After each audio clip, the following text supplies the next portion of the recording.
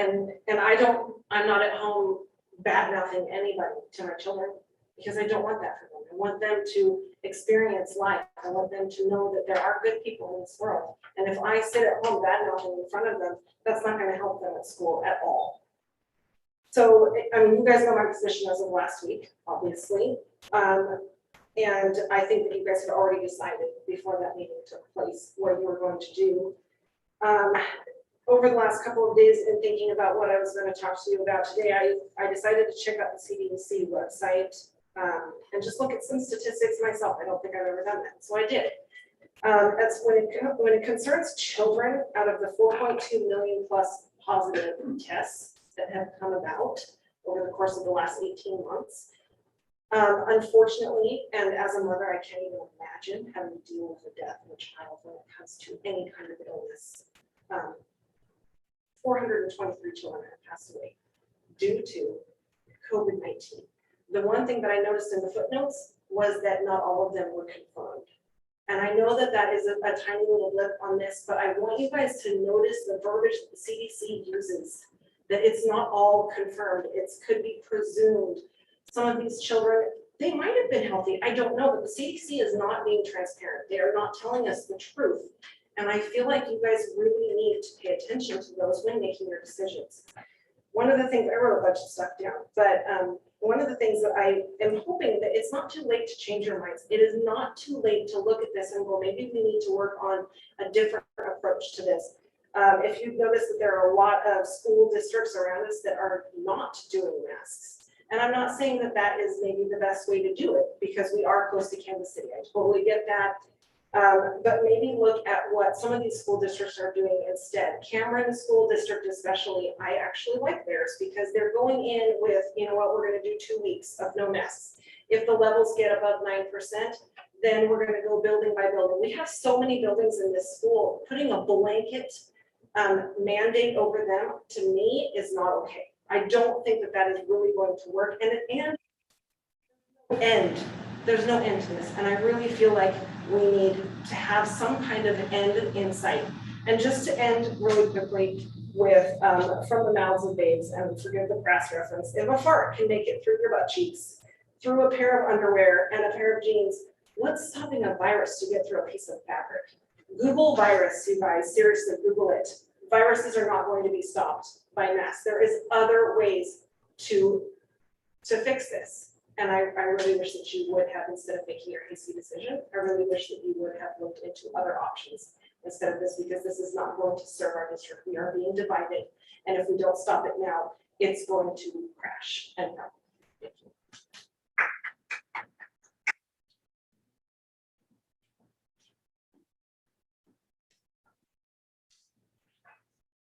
Next, we have Dr. Brad Hoffman.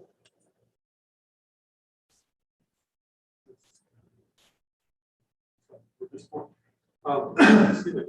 Dr. White, President Kelly, members of the board, thank you very much for the opportunity. My name is Brad Hoffman. I'm an emergency physician for 24 years, and that is my board certification. The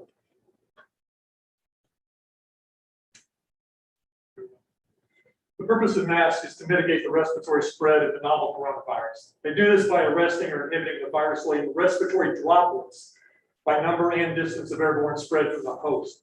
Risk of infection is related to the amount of virus to which one is exposed. This Delta variant is at least twice as contagious as the original coronavirus. And people are most contagious before they are ever symptomatic. This is a depiction of respiratory droplet transmission. The larger droplets fall to ground by gravity rendered inert. The larger droplets are airborne, hence the mask. Ignore the top if you want to, because this is a busy 3 minutes. The American Chemical Society did a study on cotton masks, and they used droplets of about 1/10 the size of the droplets that harbor the novel coronavirus. They found these cotton masks to be highly effective, and when they're combined with a silk or a chiffon, it adds electrostatic filtration, which makes the efficiency close to that of an N95.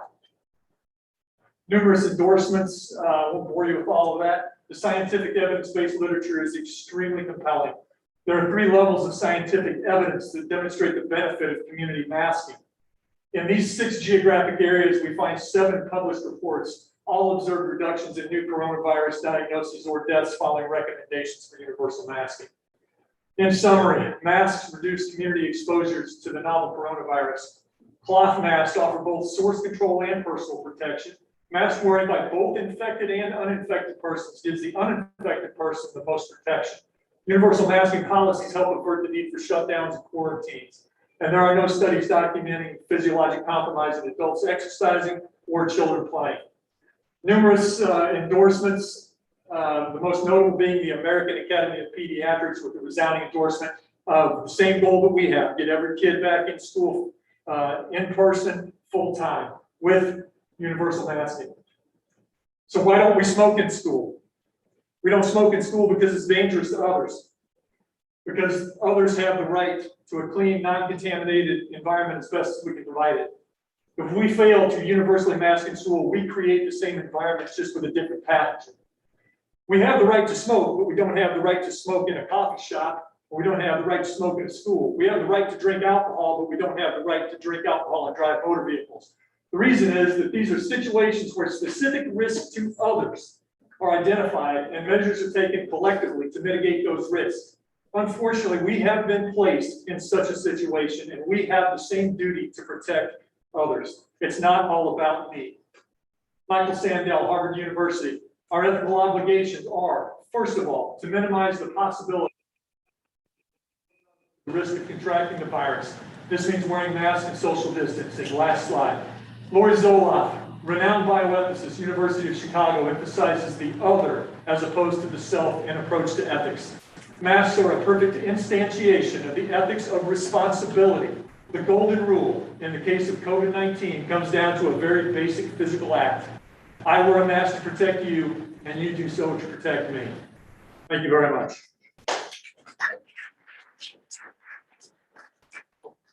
Next, we have Camille Herman.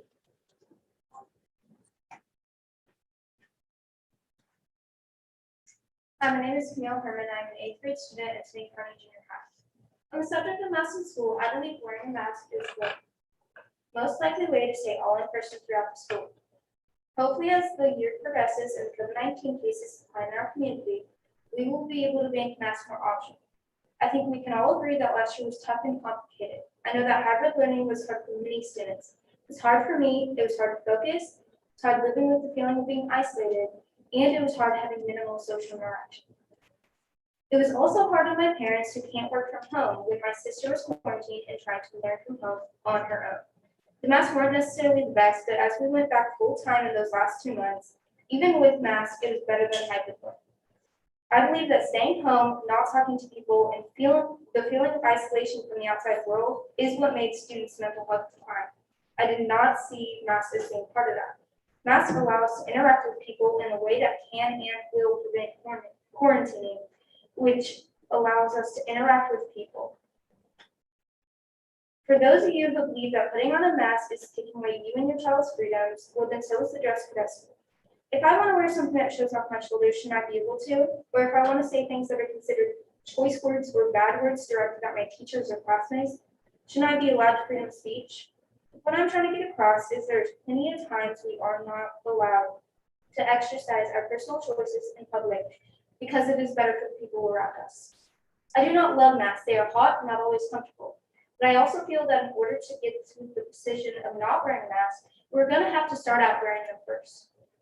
Based on my experience of last year, my first priority would be to be in school and activities full time. It takes wearing a mask to reduce quarantining for myself, my classmates, and my teachers. I think it's the right and easiest thing to do right now. Not wearing masks is likely to result in a spike of COVID cases, more quarantining, and it may lead to an overall shutdown of school. And once again, students' mental health is going to decrease. I say we should wear a mask to protect our community and the people in it. I want to thank the school board for making the decision to go back to school wearing face masks. I feel that this decision is smart in order to keep students in school. Thank you.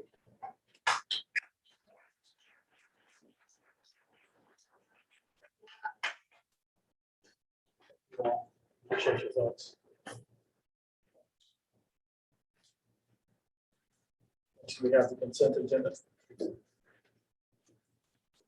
Move that the consent agenda be approved as presented. Second. All those in favor? Motion carries unanimously.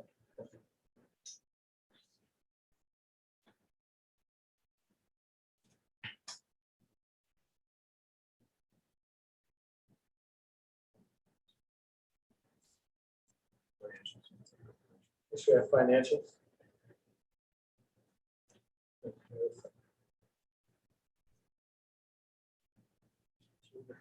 Ginger wasn't able to be here tonight. Okay.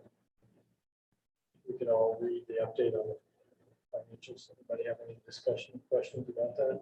Dr. White, do you have anything specifically to add on that? Yeah, you're in very good shape with your ending fund balance, and certainly have some available use funds in the children's fund as well.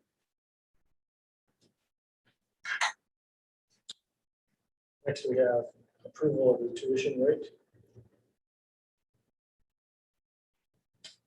This is the rate that if we would allow students to come into our district, that what the tuition would be. We set that every year based on what we believe, what we calculate the individual cost per student. If there are no questions, entertain a motion to approve. Move to set the tuition rate for the 2021-2022 school year at $10,200. Second. All those in favor? Motion carries unanimously.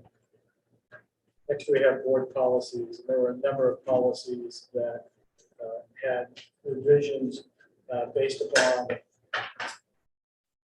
changes in the law and updates from MSBA. There were one change regarding the custodian of records who would receive the sunshine request for the district. We changed that because Dr. White is in an interim position, and placed Becky in that position because of the constant there. Anyone have any other questions about any of the board policy? BDDL would be changed back after we name it superintendent, correct? Yes.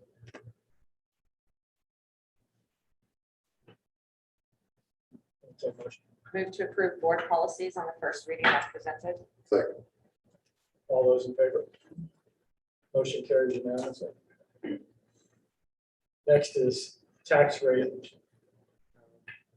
First, we can set the tax rate. We have Todd Goffey from Piper Sandler is here to talk to the board about what the basis is for setting the tax rate based on the tax base that we have and additional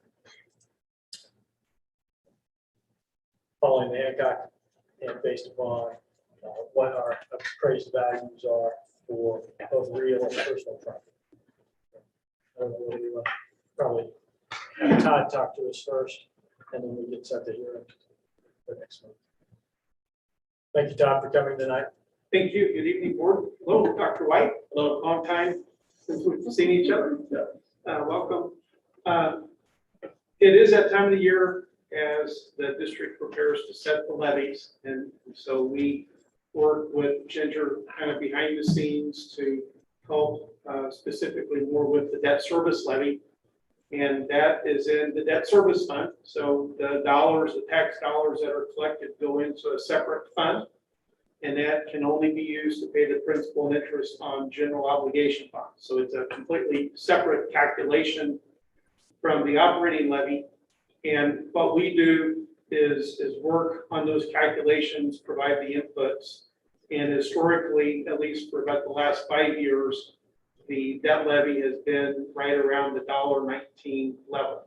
And so you may recall last year, we were here and the district had the ability to utilize about $900,000 of surplus dollars in that debt service fund to defease existing bonds that are outstanding, pay those bonds off early. That same opportunity is present again this year. The assessed valuation, as you may know, has increased more.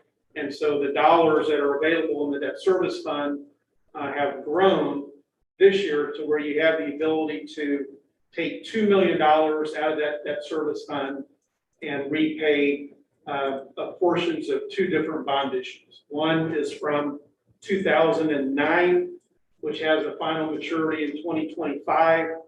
The second issue is from 2012 that has a final maturity in 2024. So in essence, what you're doing, like we did last year, you would take that money from the debt service fund and you would defease or pay those bonds off right away.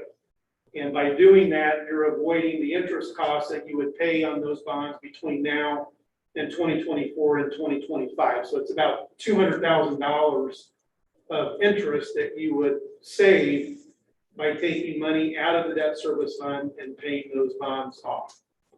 And so that's in essence what I came to share. No action items for tonight, but if this is something that you're interested in doing, just like we did last year, we would come back next month with a resolution that would need to be approved by the board that would authorize taking those dollars and redeeming or paying off portions of those two bond issues. So I'll stop there and see if there's any questions that you might have. As you say, that's exactly what we did last year. That's You right. recommend that paying it down and saving the $200,000. Don't see a need to have that, what we call as rainy day funds. It makes sense. No, and we have that figured into the debt service fund calculations. We do kind of a 20-year projection on that debt service fund. So we think, given your balance levels after you make this redemption, just continue with that $1.19 will be more than sufficient to pay off the existing bonds that you have outstanding.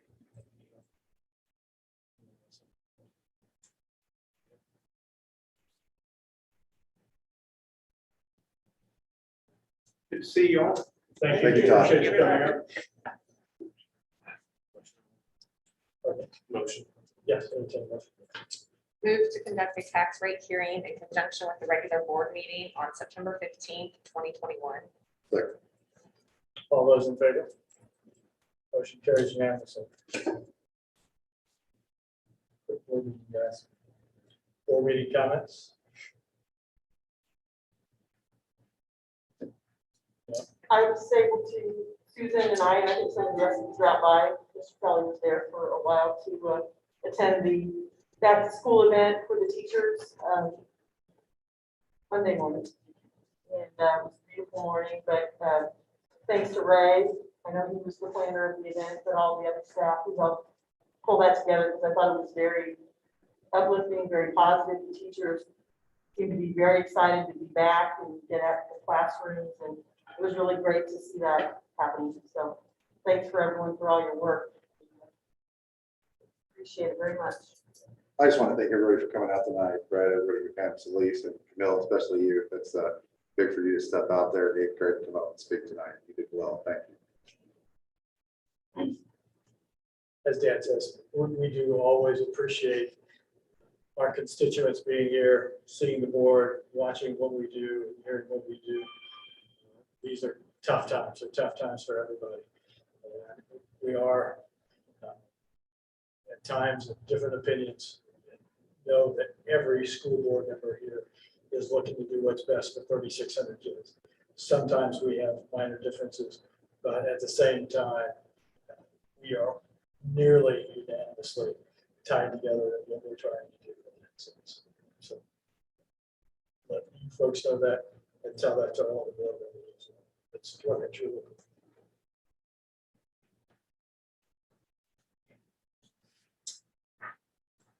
No other comments. We have important dates. August 19th, tomorrow night, open house. August 24th, first day of school. September 6th, Labor Day holiday. And September 15th is our next board meeting. Entertain a motion. Action for a closed session to immediately precede the regular meeting in September, including any record or vote to discuss items and issues allowable under section 610-021 of the Missouri Sunshine Law. Roll call, please. Darlene Bailey, Yes.